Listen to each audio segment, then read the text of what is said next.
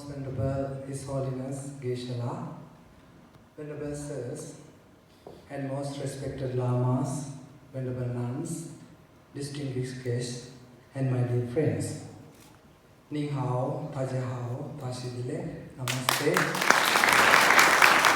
Usavu, abhivadan. It is a great pleasure and honor to share some words of wisdom from Buddha at this occasion.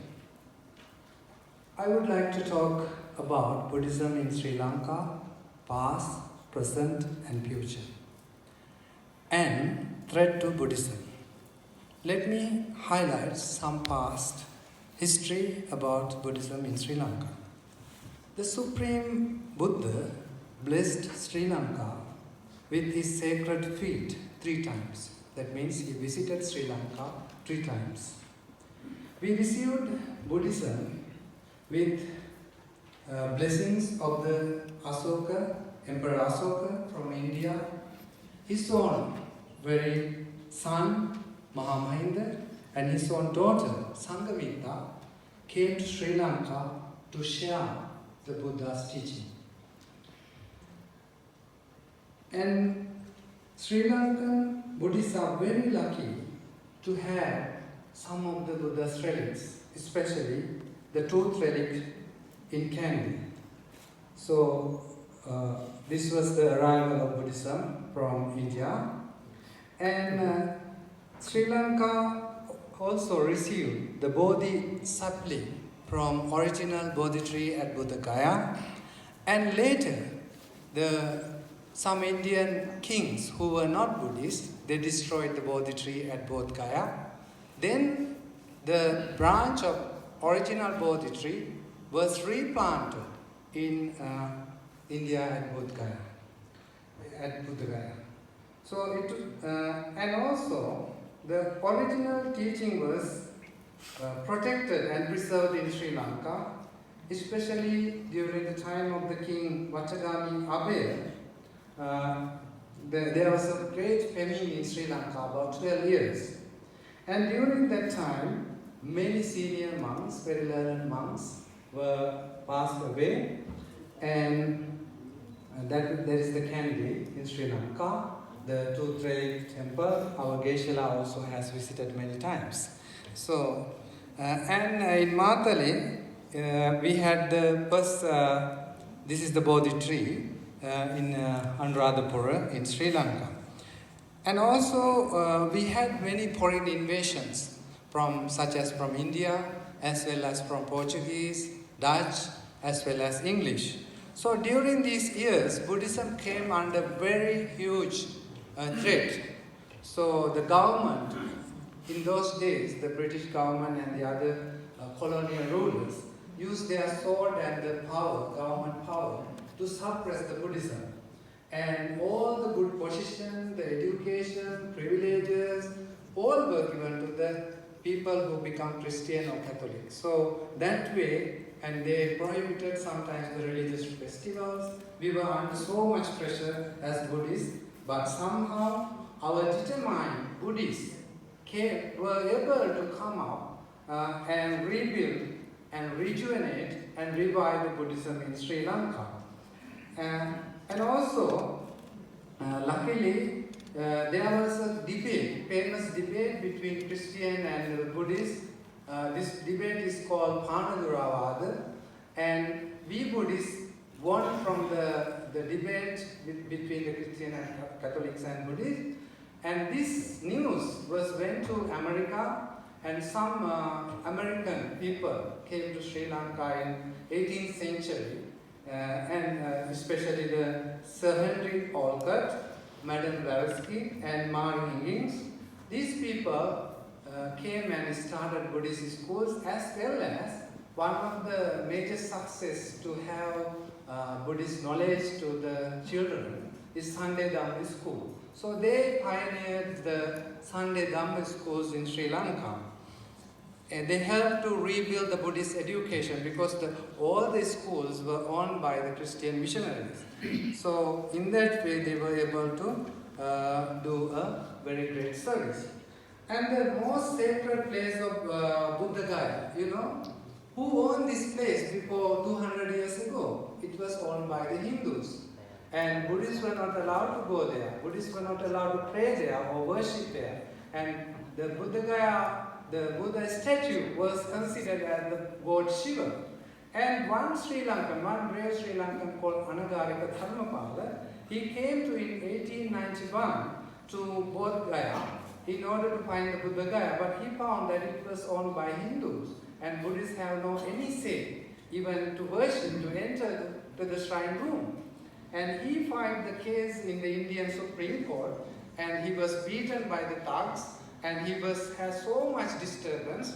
Despite that, with courage and determination, he was caught with malaria and all other fevers and all difficulties. He won the battle. That's how the present all Buddhists have the Buddha Gaya for us to celebrate the Buddha's birthplace, enlightened place. So that is how Sri Lankans have contributed to preserve Buddhism in the world and the Buddhist historical sites.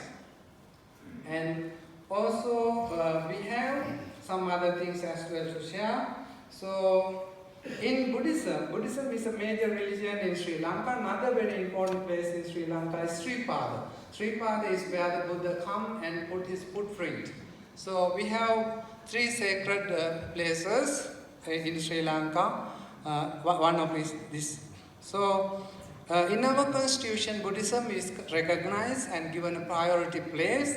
But despite it is only in words, practically when the government change or other things come, this priority is not given to Buddhism.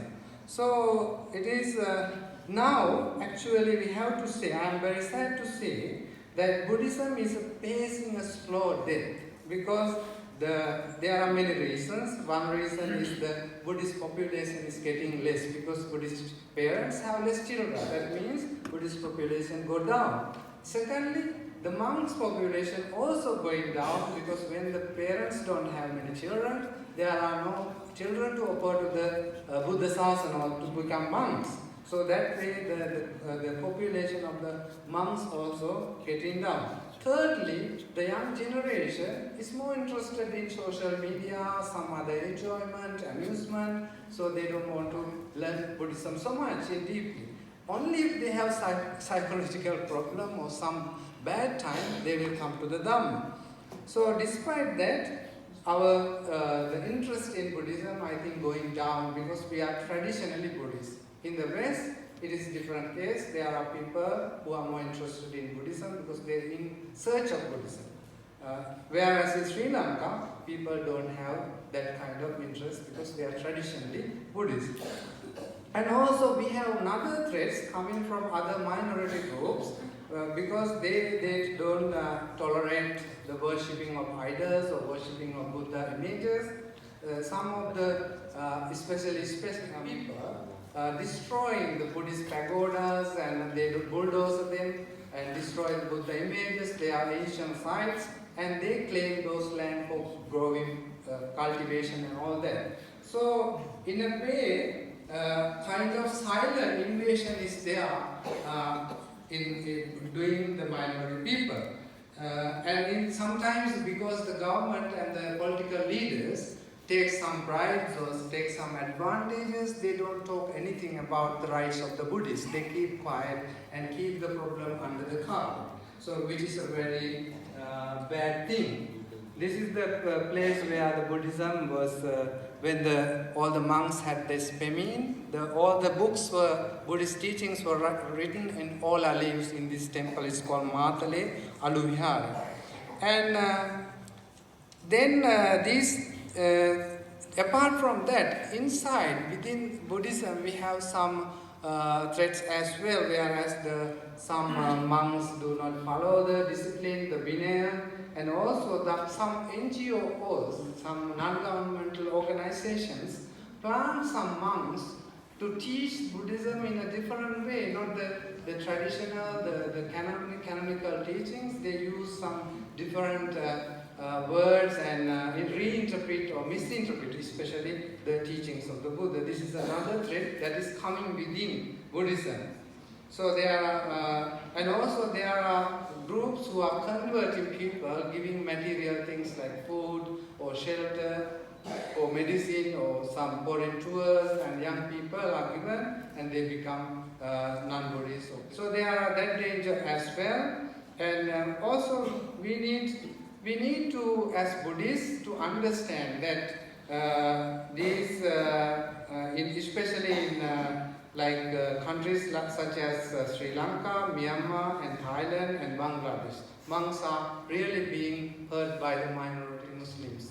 Even in Thailand, the monks cannot go arms round; they come and kill the monks.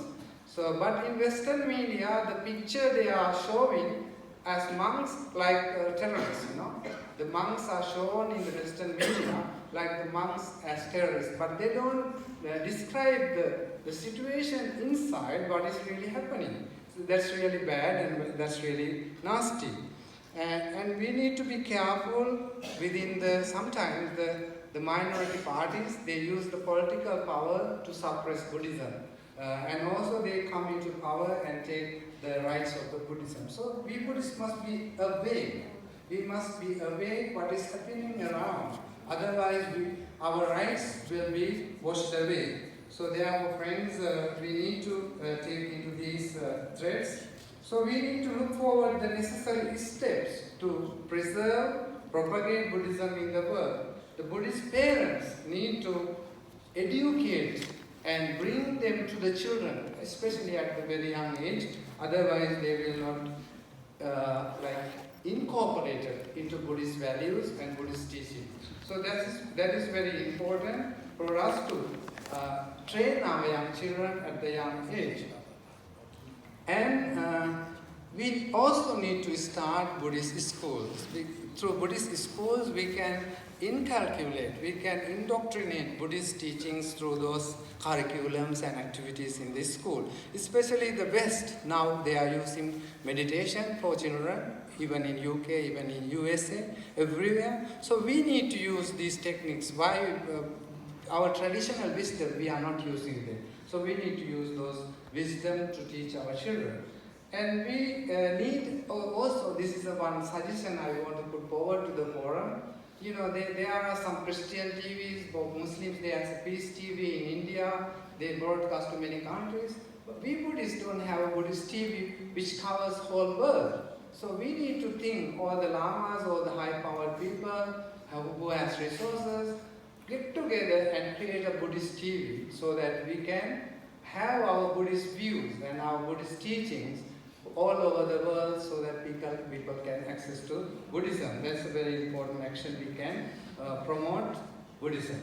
So Buddha said, Sukha Sanghasa Samagi, the unity of the monks, unity of the community of Mahasangha, the community of the Buddha's teaching is very important. So in order to safeguard Buddhism for many centuries to come, we need to unite together, work together as a good group and bring the happiness for many. This is the teachings of the Buddha. So, Sabbe Satta Sukhino Bhavantu. May all beings be well and happy. And thank you very much, Kanshe Niman. Dhanyavad.